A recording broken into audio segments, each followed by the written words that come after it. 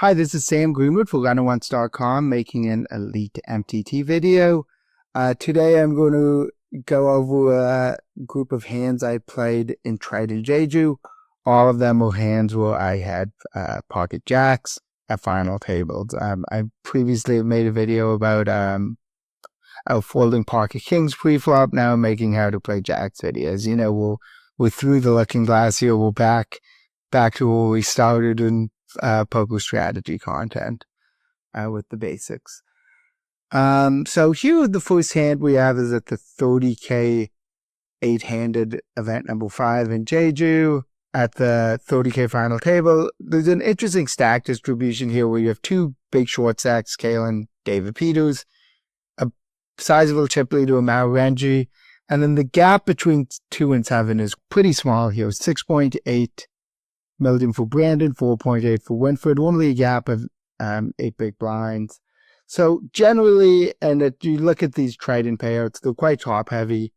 1.5 million for first, 159K per ninth. So yeah, it is quite top heavy, these payouts. Yeah, what you'll see here overall is that because there's all these mid stacks that are packed tight together, that there's a lot of ICM pressure on each of the individual mid stacks. You know, in a world where Kalen, David Peters bust in 9th and 8th, you don't want to be the mid stack who busts in 7th, obviously. When everyone's so tight together, you want to be the one who can survive and outlast and ladder up. So there's a lot of pressure to get all in. We have the new Triton swag here that everyone's wearing. Vyacheslav Bylab. 4 days sign off under the gun, or he's about to, yeah. Winfred, Emmanuel Fritz, who I believe this was, oh no, did they have it? Yeah, he folds. Martirosian folds. So folds to me with jacks and the hijack, pretty easy open. I'm opening into Ramin and Brandon Wilson, who just covered me. They were 3 and 2 in chips. I'm 4, and Kalen, David Peters, who are 8 and 9 in chips. So I open. Ramin has ace queen off in the cutoff here. I think it's pretty close. I think flatting is an option. I think 3-bet calling is an option. 3-bet folding is an option. Shoving is an option. A lot of different spots for him. I honestly don't think the EV of any of them is. I think they're all about. I shouldn't say about the same, but I think anything except fold would probably be a fine play here. So, Gumin ends up picking an interesting option, which is he 3-bets to 2.7 million, which is about half of my stack. And yeah, this is a play you'll see more and more. The idea here is pretty simple in that if Brandon goes all in and I go all in, he might be able to fold. He actually has probably put himself in the situation where Brandon just goes all in, he might need to fold, which is one of the things. Brandon has 10s, a big hand, but pretty easy fold there again. Ramin would need to be shoving 6, 7s, 8s, 9s, stuff like that quite a bit. Yeah, the only thing I don't love about this play from Ramin is what I just said, that if Brandon shoves, he's actually in a pretty tough spot. He might just need to fold with 3-bet fold at a lot of his sack. So maybe he could pick a slightly smaller size here, or maybe even a slightly bigger size. I don't know. So in game, I didn't feel Ramin would have an underpair very often, but I thought he maybe could have 9s or 10s occasionally. I didn't think he would have queens plus very often, so it was never folding. If he shoved, I was not going to fold either, but not love it. So here I thought he just had ace-king off a lot. As it turns out, ace-queen off. Honestly, the time bank is a bit of a tell that maybe he had ace-queen off, although when you're picking an odd size here of 3-betting half your stack, then, that does give you something to think about what the exact size you want to pick is. So since I thought he had ace king or ace queen a lot, I decided flatting would go better for me than shoving.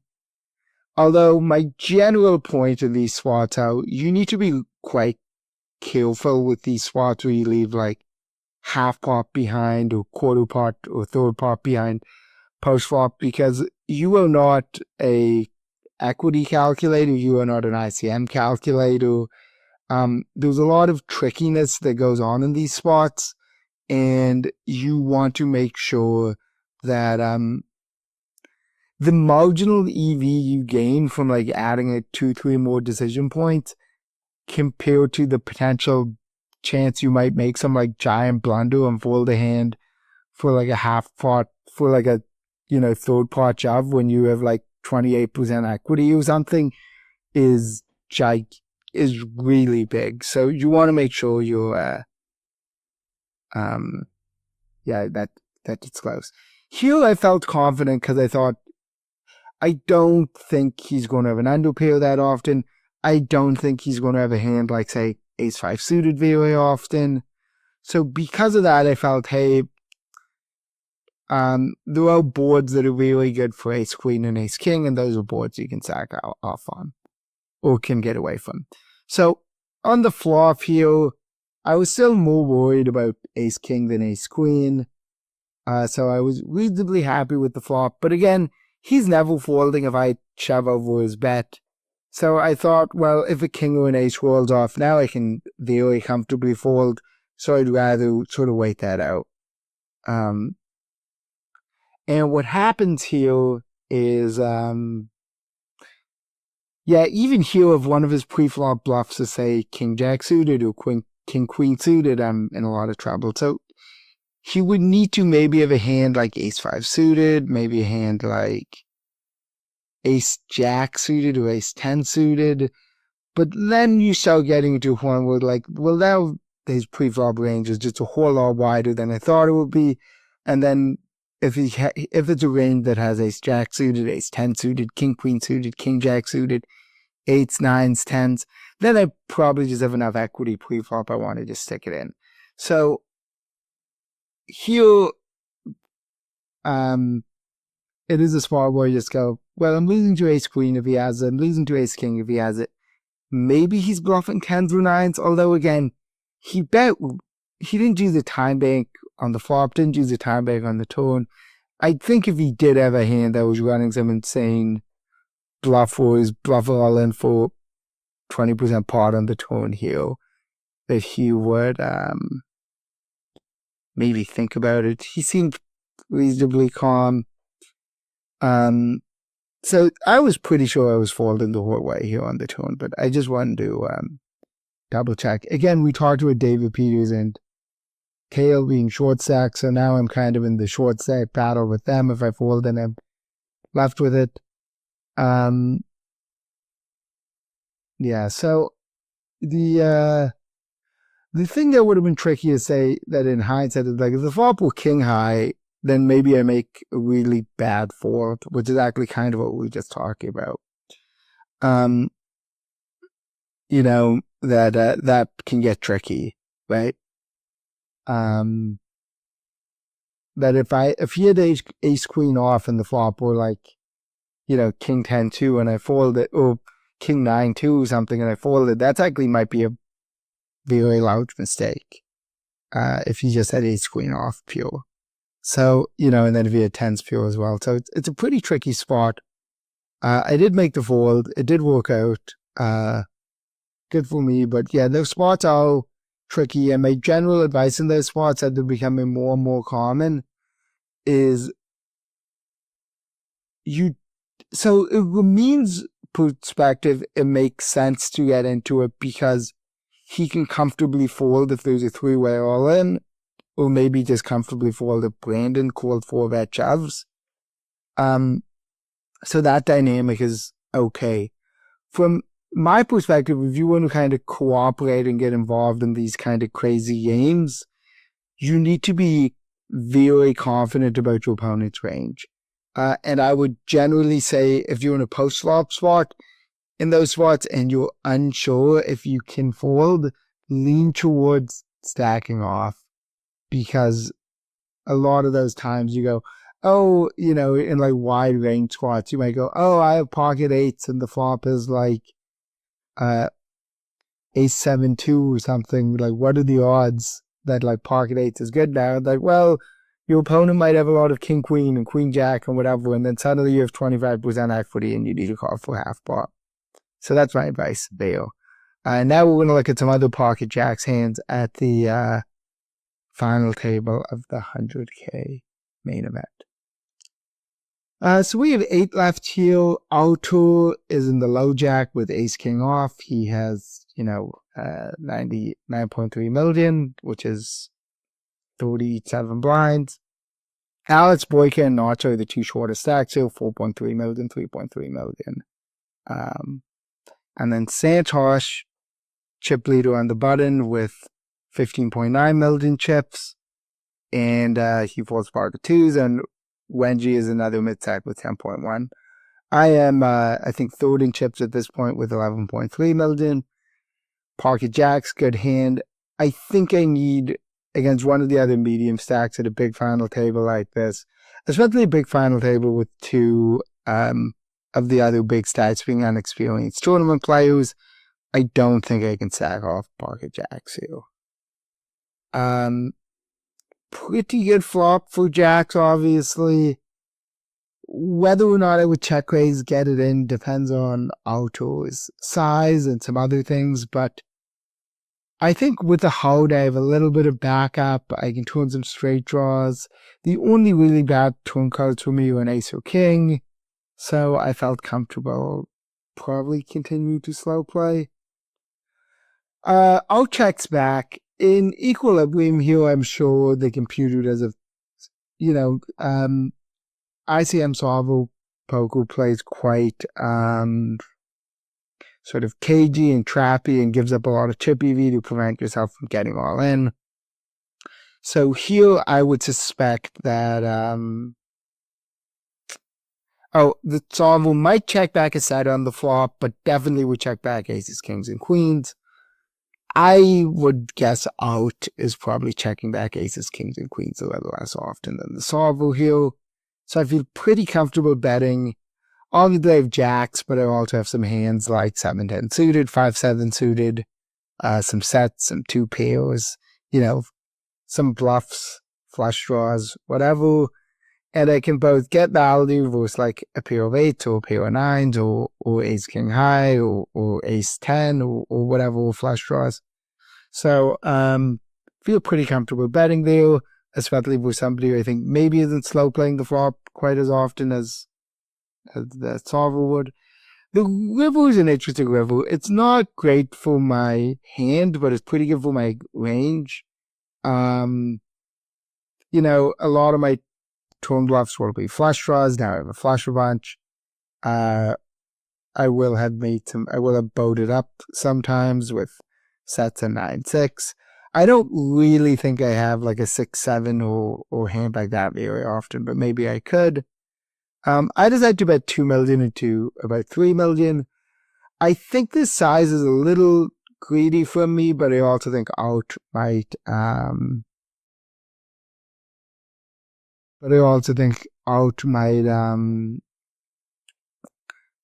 not slow play enough, so it can be a little greedy. Like in reality, I'm probably running into a flush or a full house or queen's plus a little less often than I would in computer land. And I think in terms of bluffing, I kind of like the fact that my most common bluff here is probably Jack 10 with a heart, Queen 10 with a heart, Queen Jack with a heart. So I have the Jack of hearts in my hand, which is nice. From Art's perspective, here's a hand that doesn't block much value. I mean, he blocks the nut flush, but which is nice. But the king shouldn't be in many of my value bets, probably any of them. And because the other thing with jacks here is, if I had a hand like say King 9, I wouldn't want to value bet it because I would. Even though I don't think he's necessarily slow playing an overpair all that often,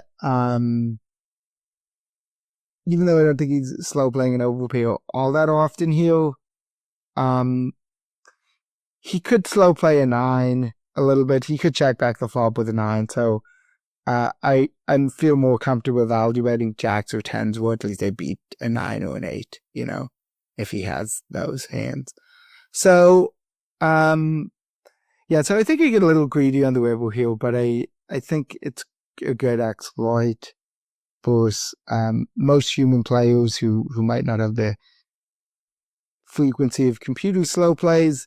There's also an element here where if I block the river, maybe it makes it a little more enticing for him to find a thin value raise or a bluff raise. Well, here, my value bet here is consistent with having, say, a straight or full house or flush. If I'm going to play kind of a cagey ICM sort of game at the final table, where I might say get rid of over bets on the river here, or if I have a flush, I might not overbet as much. Well, now I can kind of maybe sneak in a thin val. If I play kind of a closer to a 1, instead of playing maybe a 2, 3, or like a 3, 4, 5 strategy on the river here, where it's like, oh, I block with a 9 and a 10s and jacks, and I bet 2/3 pot with a straight, and I bet over pot with a flush and all that sort of stuff. I can kind of have more of kind of like, hey, my biggest size here might be 2/3 or 3/4 or something like that. And then I can kind of sneak in a value bet like jacks with a heart or 10s with a heart, in addition to having a flush or full house. And it's not that hard to fight back against, because, well, yeah, okay, sometimes I'll have my bottom of range value bet and I'll need to fold it. And in this case, yeah, if I did get shoved on, I would probably have folded. It just seems like I just do not have a great hand,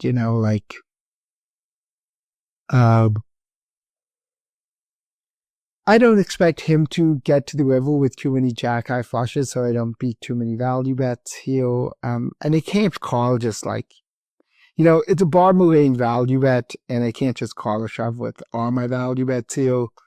And yeah, specifically I guess he could have, his bluffs could obviously be a hand like his, could be a hand like,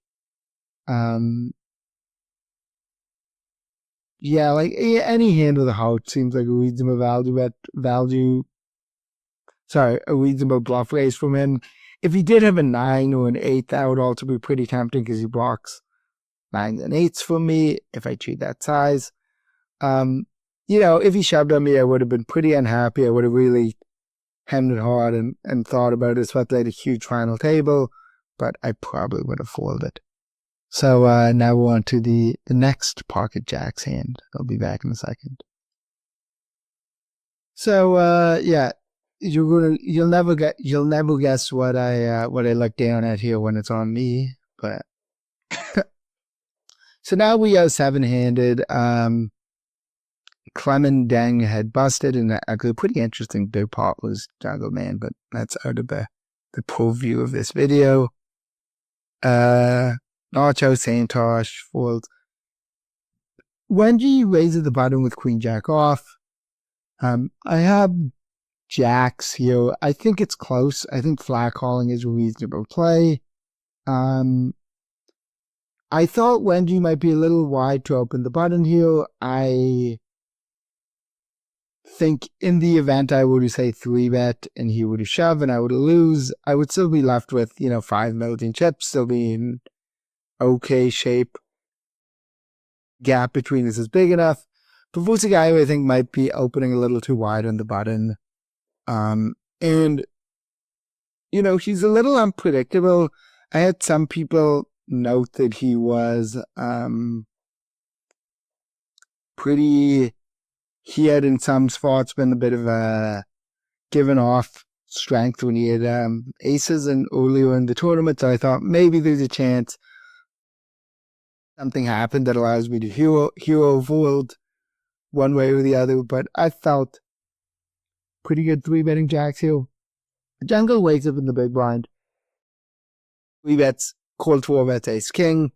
Now, here was the spot where things get a little dicey for a bunch of reasons. I talked about my buffer versus Wenji, where, if I doubled them up, I would sell a 5 build-in here. If I jungle has me, I have jungle covered, yeah. Just barely, but if I double jungle up, then I'm down to like 1 million in chips. I have 4 big blinds. There's a bunch of short stacks. I'm clear as heaven to have 7. One of my thoughts here is Jax. When I was 3-betting Wenji, I thought, well, I was deliberating whether or not I could 3-bet sack off Jax. So I thought, well, Jax is sort of my bottom of range hand anyways for value, right? So since Jax is bottom of range, if you bottom of range and you go 4-bet by like another player, you should probably be folding the bottom of your value range. Made sense to me. So if you would look at a not perfect but reasonable GTO Wizard approximation here, and I'll get into another reason why I folded, not just because it was bottom of range.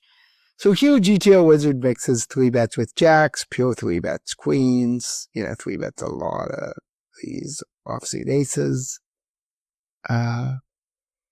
Pocket twos, probably get to do. Suited kings, suited aces, all that stuff. What you'll see from Jungle here is, Jungle is a very, obviously, extremely good poker player, extremely accomplished. But he hasn't played that many tournaments, and he's not the most, studied tournament player. Here is a slightly different spot, because actually Jungle covers me by a little bit. But I don't actually, I don't care that much about the like specific strategies here. I just want to give this as a sense of the shape of what I'm up against. So the shape of what you're up against is something like queens, kings, aces, some ace, king suited, some ace, queen suited, some ace, king off, some ace 2, 3, 4, 5, 6 off, some king 2 suited, some real bad hand to go bluffing with.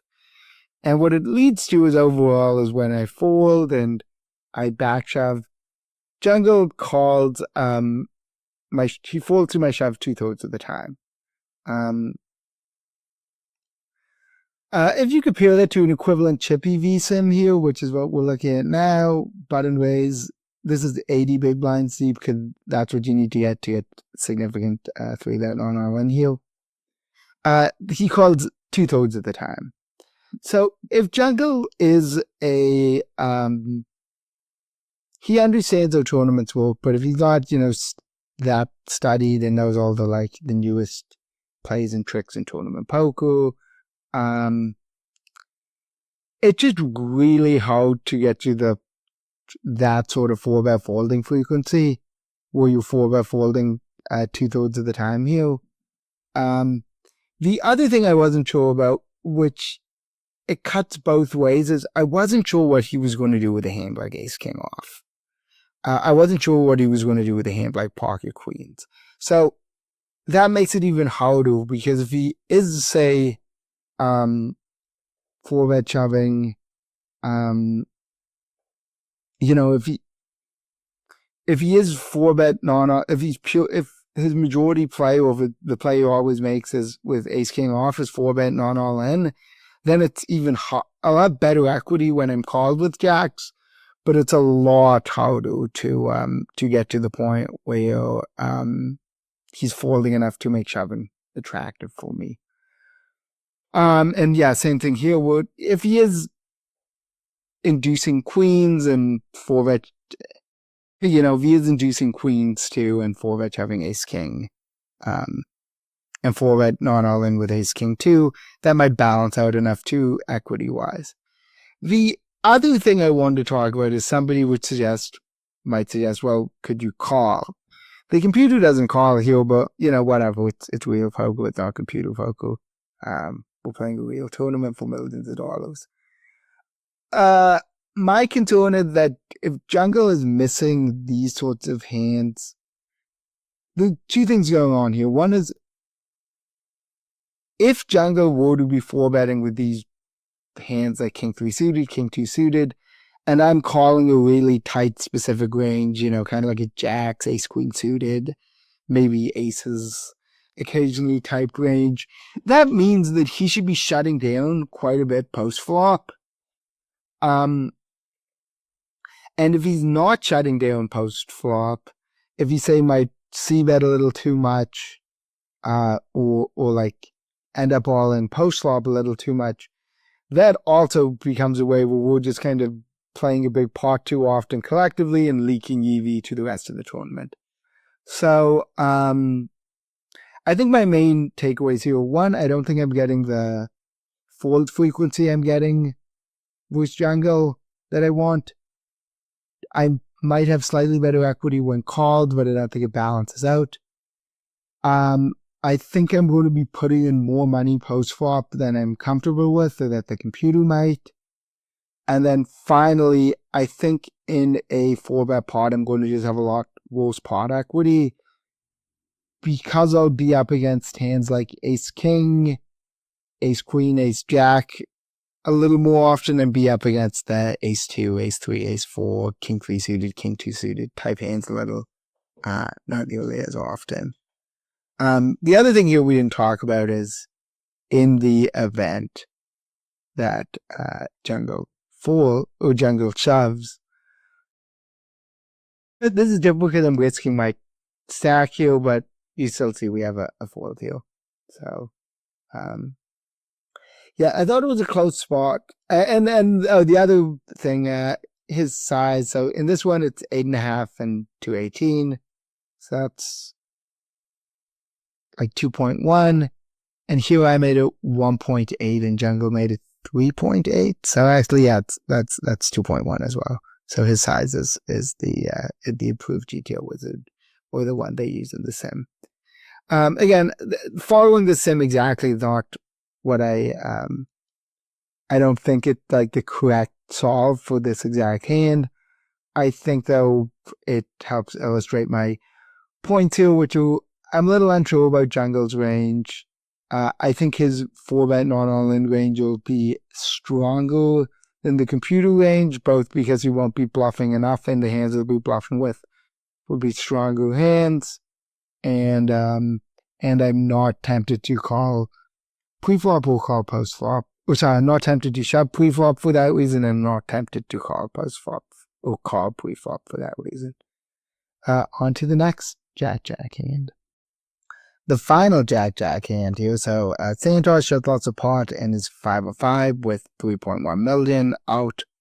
Won that pot off of him, and I think now has, there we go, he third with 13.5. Jungle is the Jungle and Wenji are the two chip leaders, and I am then by process of elimination in 4th place. I look like down at Jack-Jack at the hijack, and I have 26 big blinds here, and I open raise. I don't know if I pick, what size do I pick here? I just min raise. Sure, fine. Yeah, so that's me covered, Santos. Wenji lets down at 2 kings in the big blind here, and he 3-bets.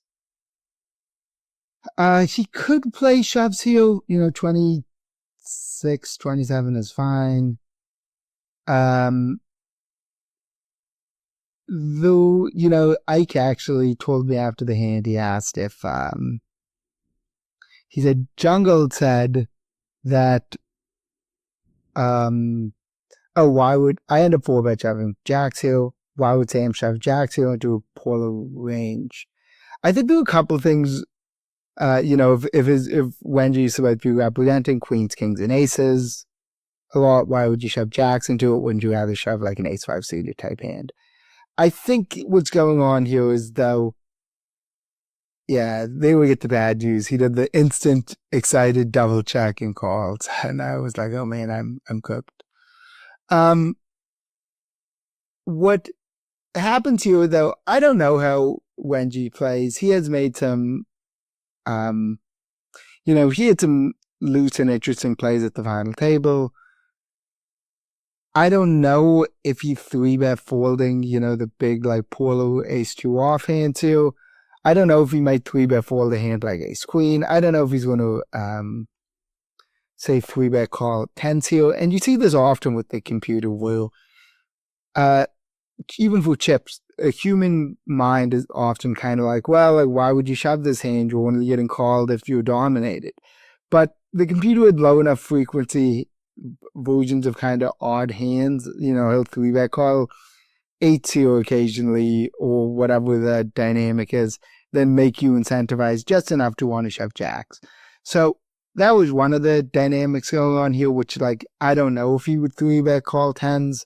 I don't know if he would 3-bet call or 3-bet fold a hand like ace-queen. With 10 or 11 left, he played a very large part with Santosh when they were the chip leaders where he bet 3-bet king-queen suited out of the big blind. So I actually felt maybe there was a chance in game that his 3-bet bluffs would have too much equity, in which case getting them to fold with jacks would be quite nice. The two other things were, if you watch the whole final table, I, now Triton at final two tables sequesters your phones, so I didn't actually see these hands on the stream, but I had seen him open the button a bunch of times. I'd seen him, 4-bet shove on jungle. I'd seen him check raise out on a 6-5-2 flop. I've seen him check raise Santosh. Now, for instance, when he 4-bet shoved on jungle, he just had ace-king. When he check raised out on 6-2-5, he had defended 8-6 off, and the big blind had check raised on 6-2-5. When he 3-bet Santosh, he had jack-10 off. So I felt sort of game flow wise that he had decided to open it up and play more aggressively, which, based on what I saw on stream in these hands and the following hands, I feel pretty confident about. So I also want to get into kind of how these final table equilibriums work often, or just poker equilibriums often. If I feel he is 3-betting, 3-bet folding too much, then yeah, maybe the correct play is to shove ace-5 suited and shove pocket fives and shove hands like that. But it can also be to shove a hand like jacks. Like, it might be that most of the guys who 3-bet folds too much, the hands that make the most EV shoving are the bluff shoves, like fives and ace-5 suited. They make, or I should say the difference in EV between shoving and calling or shoving and folding, the biggest deltas would be hands like fives or ace-5 suited or hands like that. But it still is possible that like your equilibrium strategy would look like, hey, this guy 3-bet folding too much. He maybe 3-bet bluffing too linearly. It's like, well, guess what you do? You shove every suited ace, every suited king, every pair, king, queen off. You shove all these hands. So even though it's one of those spots where, yeah, when you shove and you run into it and get snap called, you'll often post.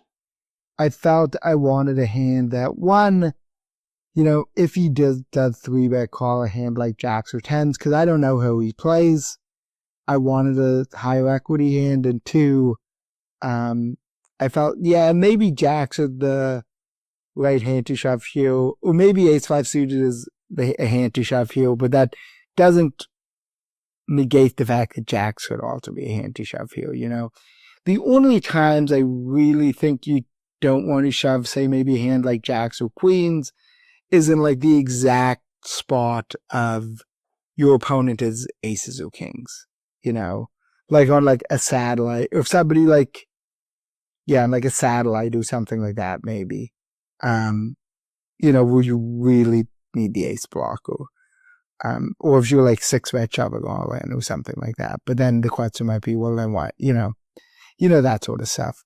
So, here I felt, again, if we want to go back to the first hand I played with jacks, his value range was unclear enough to me. It was tight, but it was unclear enough to me, and I felt I was I just had to go with it. So as we see the run out, I can double check to make sure there's no jack on it and it didn't, blind out and finish fourth. I can say thank you for watching. And again, Sam Greenwood, poku.substack.com. I'll post the link in the replies. If you like this, if you liked the videos I made for Run It Once over the years, I'm sure you will be a fan. So again, we'll see. What do we get here? I don't even think we get paint, do we? Yeah, 9. No, couldn't get a straight draw or a flush draw or anything. So yeah, disappointing finish, but also, it was a 285 person tournament and they came 5th, so you can't complain too much. Thanks for watching. Here we go. That's me sadly walking off. You get to see me with a beard and long hair walking off, and you get to see me clean shaven, bald head, seated. You get the whole spectrum of Sam over here. Yeah.